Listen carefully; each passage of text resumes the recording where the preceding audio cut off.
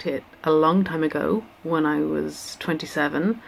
I wrote it very quickly over about 6 months, 3 drafts in 6 months.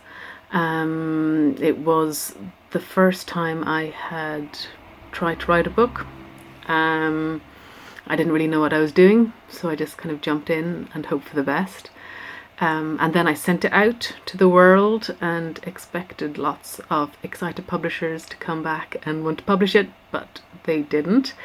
Instead, I got lots of very nice rejection letters which said, well, this is a great book and very inventive and very challenging, and well, we don't know how to sell it, so go away. And that was that really for about 9 years. And when finally I met a man who ran a little indie bookshop in the centre of Norwich, which is a small city in the east of England where I happened to be living at that time.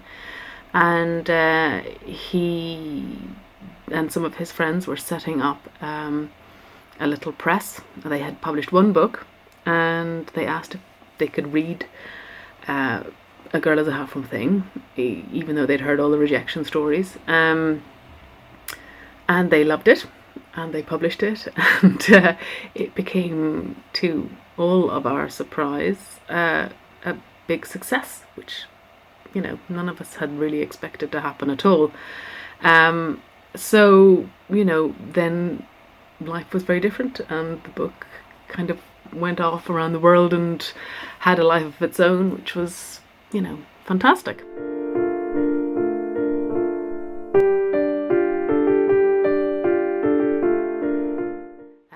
That is very exciting. Obviously, I've, you know, the book is now translated quite a lot, and I love the idea of people coming from completely different backgrounds, different cultures, different languages, different linguistic experiences, reading it, and hopefully finding something to connect to in it, something that interests them, or something they identify with, or something that, you know, excites them about it. And obviously none of this would be possible without the great work of my very brave translators, who I admire very much for their bravery or craziness, and certainly without whom the book would not be able to travel around the world the way it has.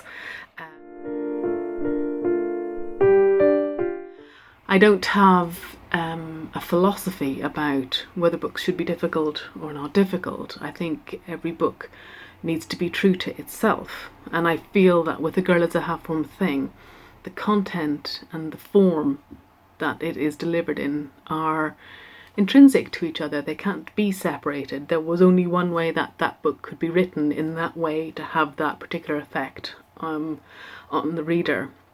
That was the only way that story could be told. And so I do think every book is like that. And some books are much better suited to traditional grammatical language and forms and literary forms, and some aren't. Some need to go a different route, explore different things in order to make their point, in order to get to the place that they need to be.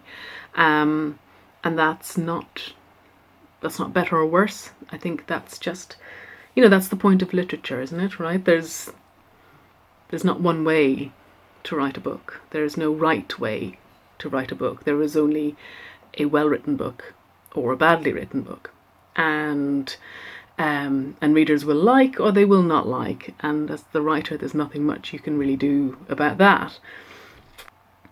And when we're children, you know, we take pleasure in conquering difficult books. We like, you know, things that are hard to read and achieving that and getting through that and getting to the end. And as an adult, you know, why not? Why not the same?